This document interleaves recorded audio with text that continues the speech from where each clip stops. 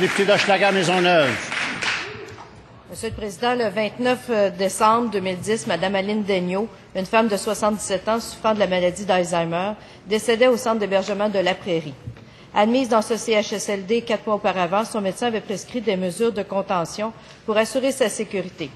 En raison de son agitation, elle devait faire l'objet d'une surveillance serrée et de visites à toutes les 30 minutes.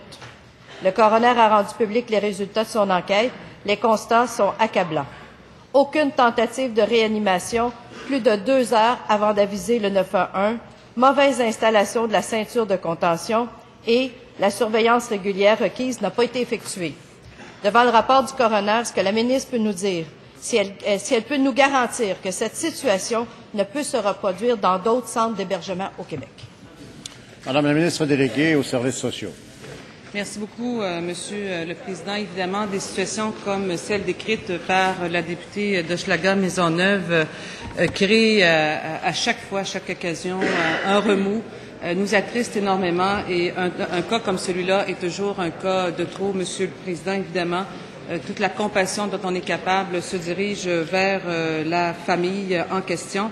Ce que je tiens à réitérer ici, Monsieur le Président, c'est tout l'engagement du gouvernement du Québec de faire en sorte que ces lieux d'hébergement, qu'ils soient publics ou qu'ils soient privés, évidemment, reçoivent toute notre attention en termes de sécurité. C'est très important.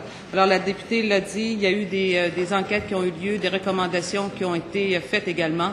Et ce que je peux vous dire aujourd'hui, c'est que les recommandations ont été appliquées, Monsieur le Président. Première complémentaire, Madame la députée d'Hochelaga-Maisonneuve. Est-ce que la ministre peut nous dire pourquoi il n'y avait que 4 préposés pour s'occuper de 130 patients? Une moyenne de 32 personnes par préposé, rendant impossible le suivi serré et les visites régulières exigées par le médecin traitant.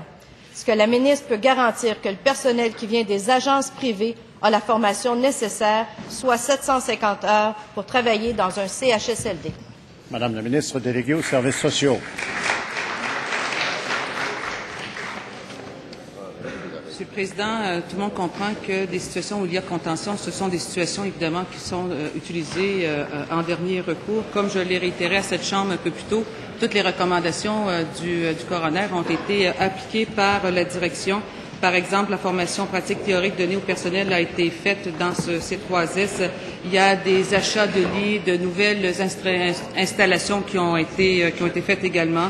La vérification par un professionnel pour tous les usagers sous contention aimantée minimalement à chaque heure de travail, donc de la formation sur les lieux, sur place, auprès du personnel de façon continue est en place et bien d'autres recommandations qui ont été appliquées, Monsieur le Président. Merci.